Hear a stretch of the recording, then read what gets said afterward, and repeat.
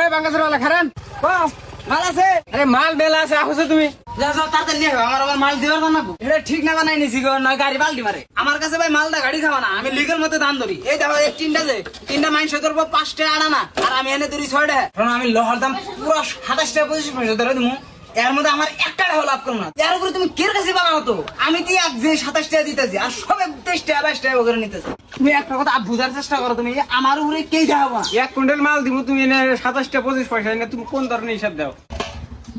তাহলে ভাই তোমার টোটাল মাল হলো কাস্টম হলো 700 আর তোমার টোটাল 168 টাকা হয়েছে।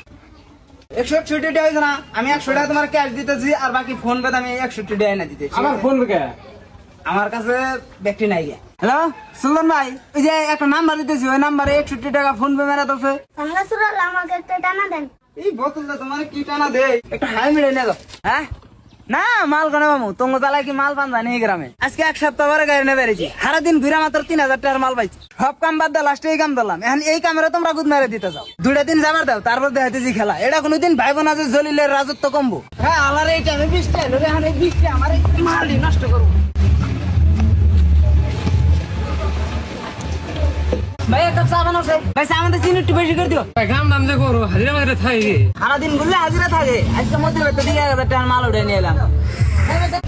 বৃষ্টি মানে কমলো না ভাই। ও ভাই জায়গায় 5 টাকা চলে গেছে, বলো দিও।